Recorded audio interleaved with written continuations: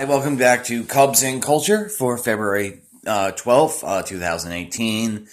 Continuing our Inarritu series, dealing with Biutiful. But first, a quick little Cubs update. Arrieta was offered a substantially similar contract by the Cubs that UW ended up getting. Arrieta turned it down. I'm glad Epstein did this because it probably helps Jake. But at the same time, it's like, Jake, you're on decline. Like, Arrieta, you're on decline. No one's going to pay you your $250 million or whatever you're asking for. Scott Boras, he's such a jackass. But anyway, so Biutiful. It's actually the first film Inarritu actually has a full screenwriting credit on. It's not just a story or based on one like he's done in Babel, for example. It's the story of a man who's dying of multiple types of cancer, trying to put his affairs in order and dealing with three basic things. So he's dealing his wife and his kid. His wife or girlfriend, or the mother of his children, is severely bipolar, and he's trying to get his kids to be taken care of in a good way. So there's that. Then he also is dealing with he's a career criminal. And he's working with two different groups of undocumented workers to help them provide work, and try to he sort of has the heart of gold, and so he's trying to make them have their lives better. So both sort of Chinese undocumented immigrants and African undocumented immigrants or migrant workers. So dealing with sort of the legal, career criminal aspects of that, and then also this movie has a strong magical realist element where he ends up Expo, I think is how you say his name, is a telepath or a soothsayer or whatever, so he can communicate with the dead, and so it's eventually you find out that when he after he dies, he ends up meeting his father in the afterlife. So the movie's really about what it means to be a father and being a son. So because sort of the two relationships that hang over the entire film is Expo as a father for his son Matrio, and then him being a son of his father who died in Mexico because of Franco Spain or whatever. It's generally very, very good.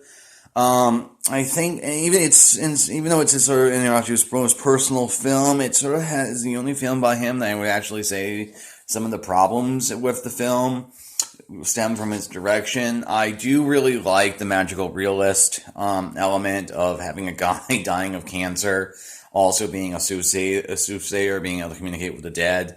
In any case, the supernatural elements are just strong enough that it's probably the easiest way of reading the text that he's actually communicating with the dead, but also subtle enough where it could be a psychological thing.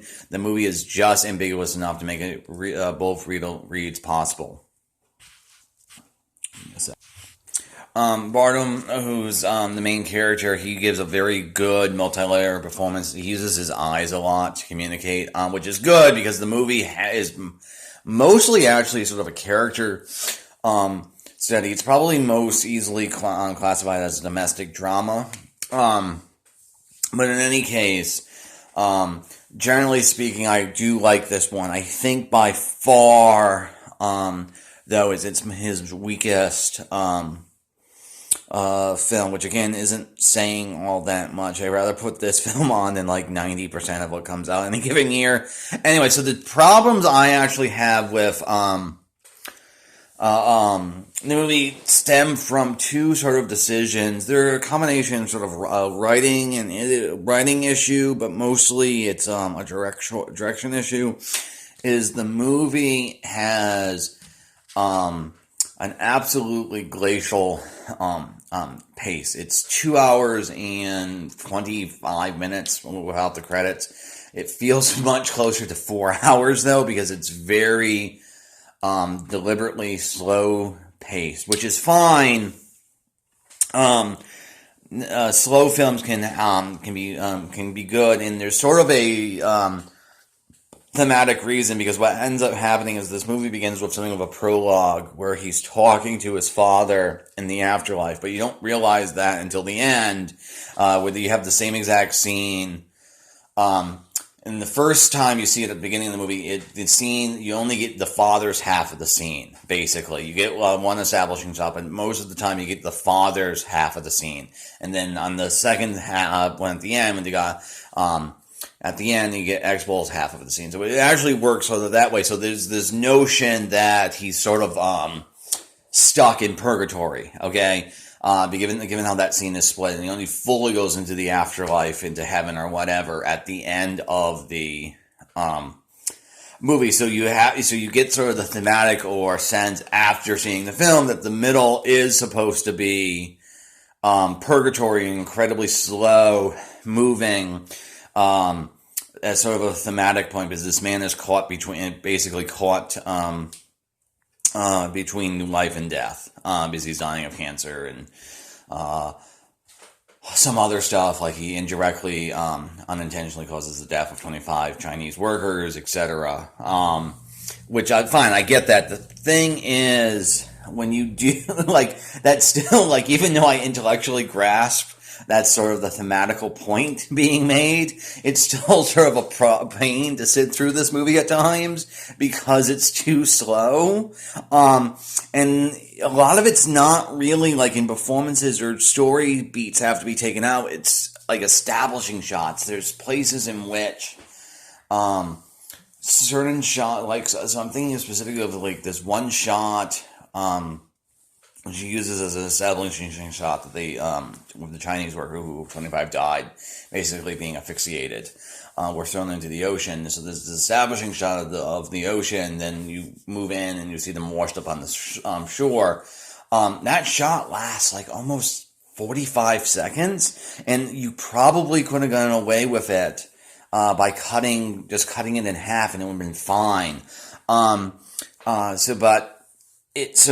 So there's that sort of issue where watching the film, because of the thematical point trying to be made, is something of a slog. The other sort of, so that's probably the